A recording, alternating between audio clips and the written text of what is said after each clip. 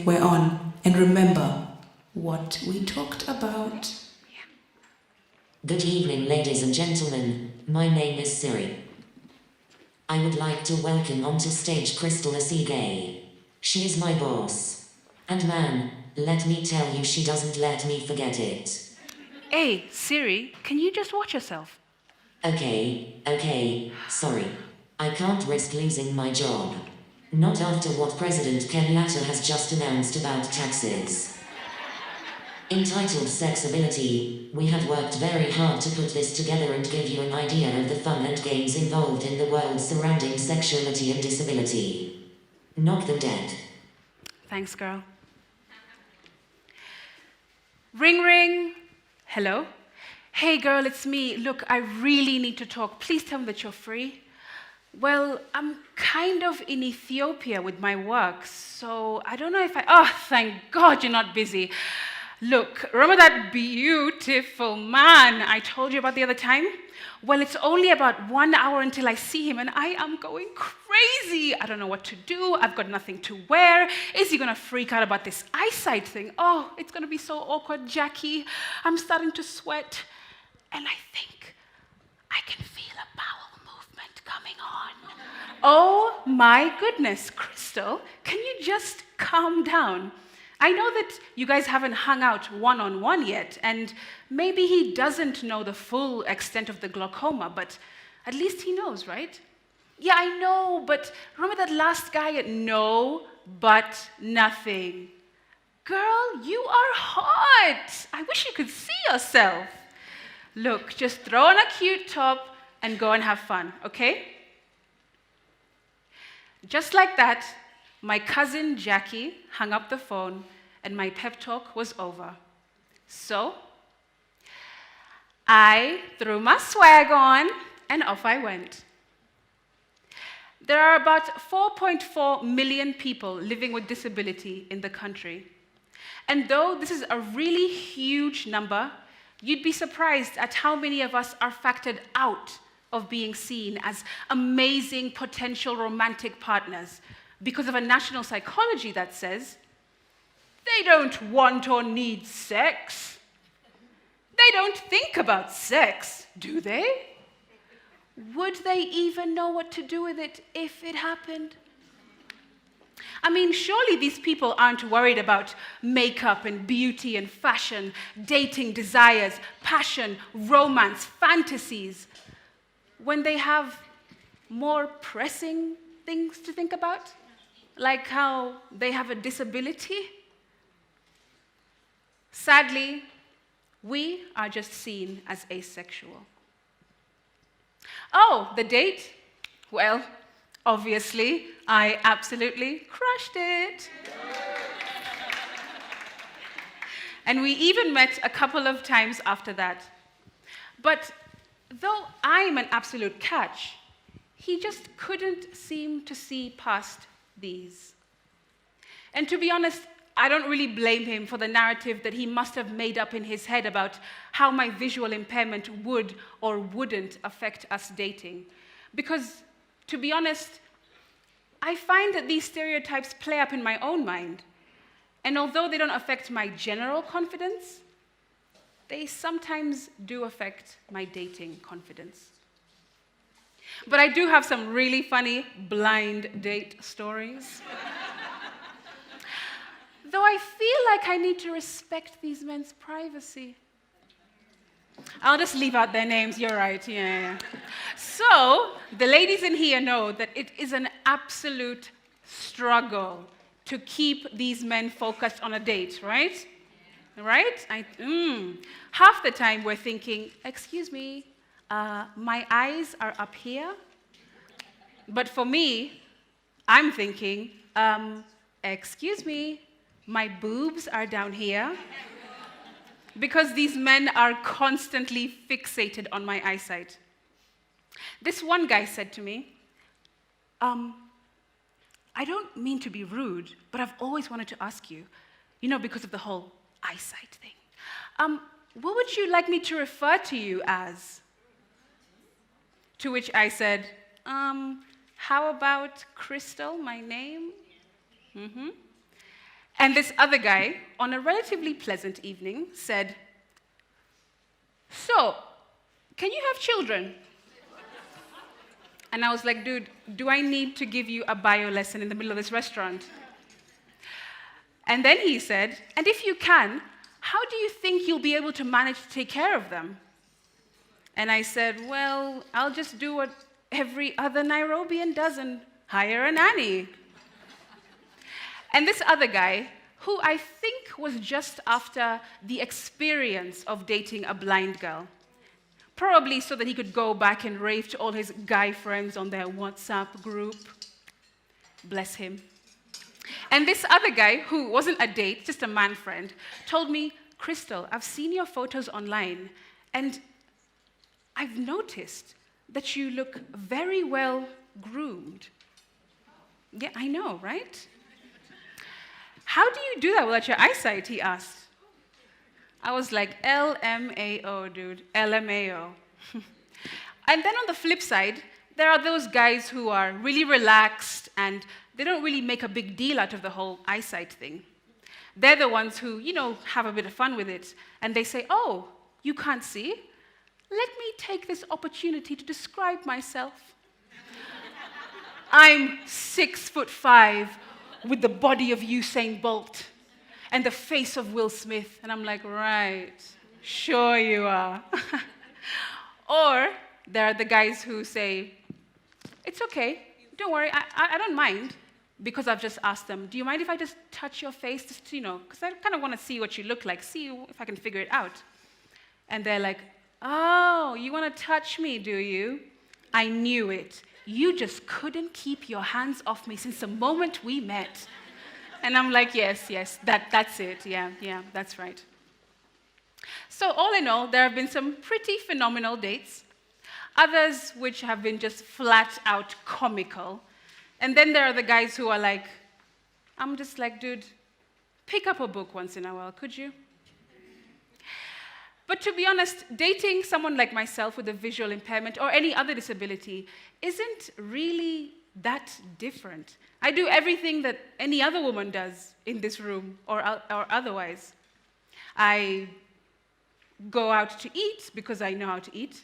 If you want to take me out for a drink, I know how to drink.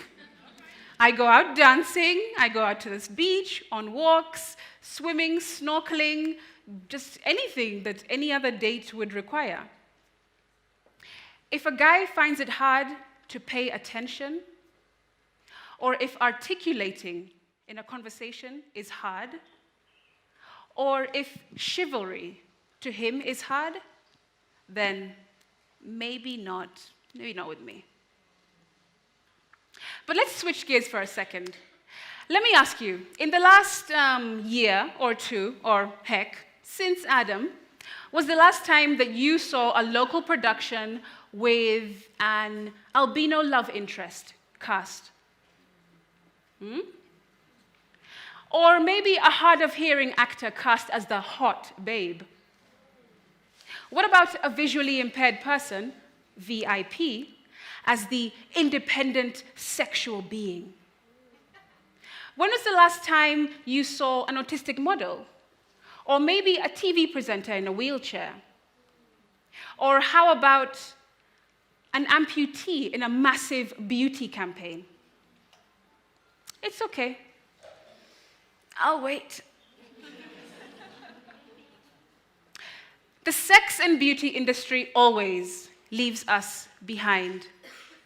Their message to people like me is that they are pro-able-body and not pro-anybody. The more in shape you are, the more sexy you are. And so the antiquated message continues to perpetuate that, hey, sick is not sexy.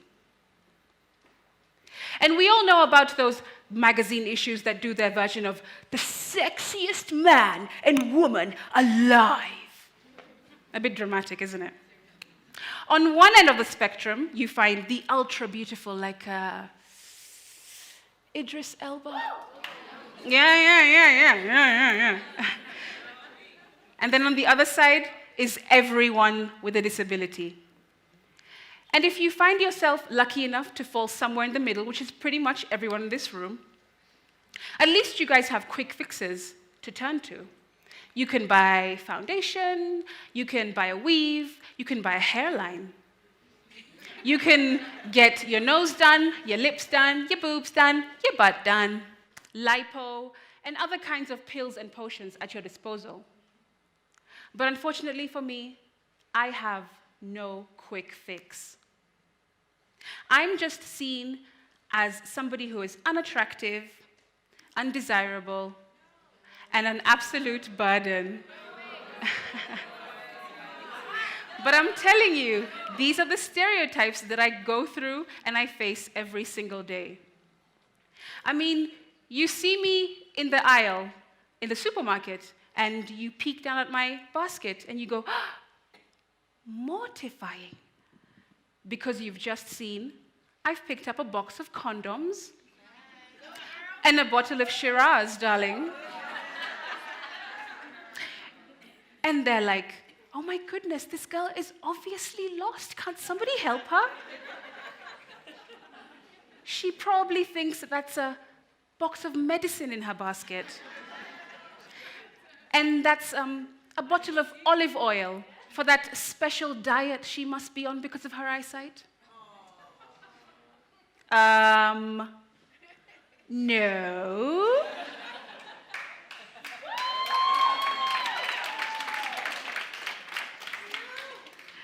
I actually just have a really, really hot date this weekend. Thank you very much.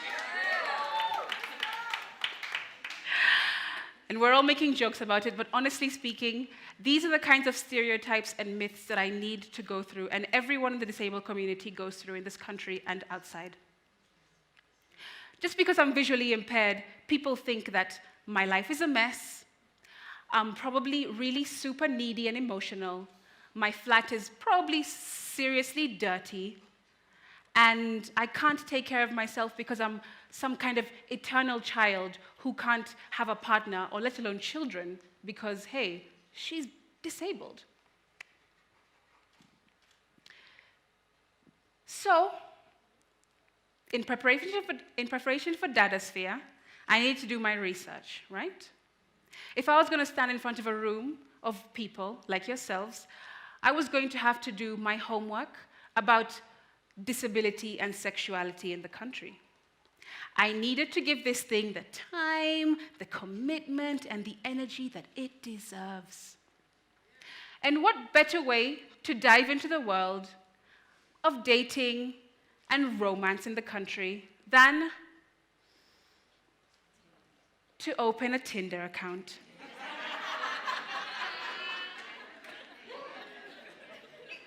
How did I do it? Well, I recruited my trusty sidekick, Siri, to help me download the app onto my phone. And then I threw up a really quick profile, very simple.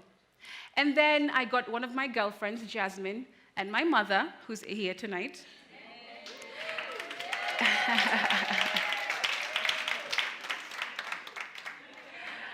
to help me do the swiping. She has good taste, by the way. I was like, "Mama, girl."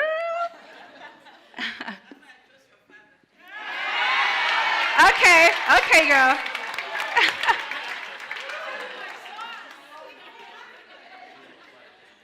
And of course, I did all the messages myself, the inboxes with the guys that I met, or that I matched with. And I split this into 2 different rounds. Round 1 lasted for 7 days, where I threw up this picture.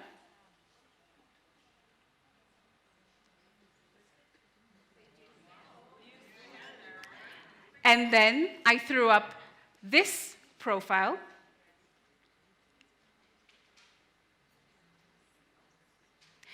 And then round 2 was also for another 7 days, where I threw up the same photo, but with this profile, I did a little bit of an edit.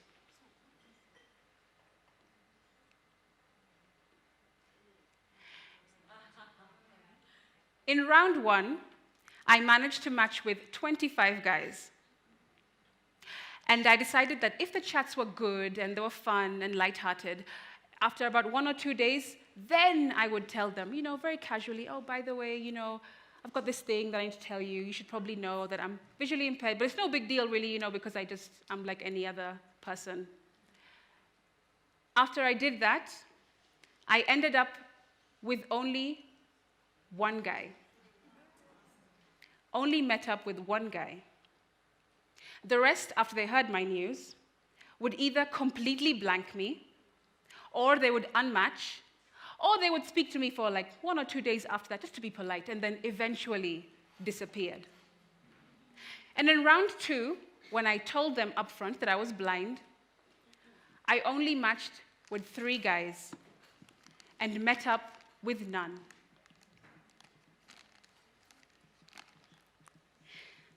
I've been able to live on both sides of blindness. Some of you don't know my story, but let me give you the quick summary. When I was 14 or 15 in school in Mombasa, where I'm from, where I was born and raised,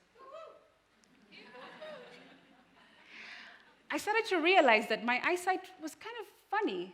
I couldn't really see the blackboard very well, and I had to bring the textbooks closer to my face to be able to read them. But I just thought, maybe I'm just short-sighted, I just needed some glasses, and the optician will just sort me out, which he did. Fast forward to university in the UK, I went for another general checkup with the optician, but this time he told me, Crystal, I don't mean to alarm you, but you must stop everything that you're doing today and go to the eye hospital. Not another optician, but an eye hospital. There is when I did some tests and found out officially that I'm suffering from glaucoma. They told me that I have no cure. They told me that every year I will realize that my eyesight is getting less and less, and the darkness will become more and more, until eventually, VIP. Like I said, I've been able to live on both sides of blindness. And amongst all of the profound lessons that I've been learning about myself and life and the human condition, I've come to understand that the word disable just means unable, which we all are in one way or the other. Just because you're unable to swim or ride a motorcycle or speak in Latin or bake French bread, recite Shakespeare, design a website, doesn't mean that I stand in front of you to judge and reduce you to just being that. I've also come to realize and deeply believe that disability naturally calls for curiosity. It heightens creativity, and this disability sparks intimacy. And there are many sighted people who understand the same thing too. These are the people that understand that we all have limitations. It's just that some of us and our insecurities and our limitations are more visible than for others. They are the people who have learned somewhere in their life experience that there is more depth in what you feel than what you see.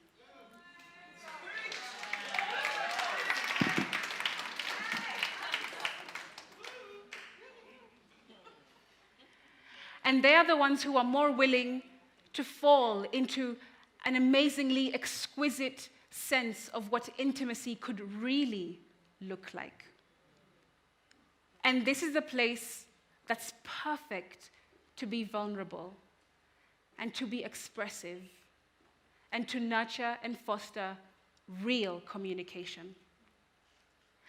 They're the people that understand that it's very romantic that my hands and my fingertips have now become my eyes. That my skin and my senses pay attention to every single detail about them. a place where darkness is safe, because it's only when our eyes are open that we suddenly become ashamed at our nakedness. And of course, I don't mean physical nakedness, because that's relatively easy to do. Getting emotionally naked, getting psychologically naked in front of another person without the fear and the limitations and the ego that paralyze us through our eyesight, that's what I'm talking about.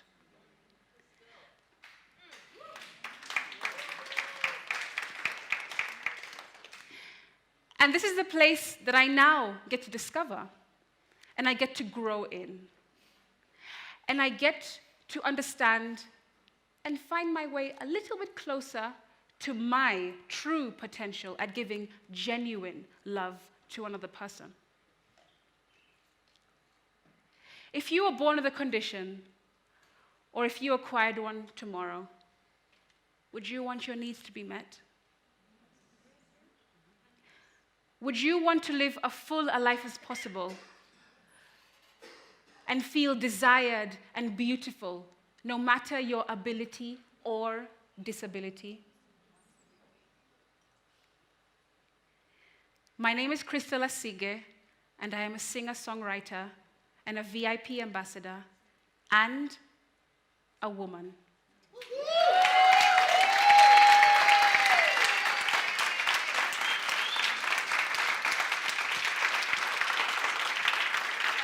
Crystal, the room is standing up. Thank you. You're getting a standing ovation. That was Thank you. beautiful. My love language is physical touch. I am attracted to your voice and your spirit. And the man that's looking for me will find a very good thing. Thank you very much.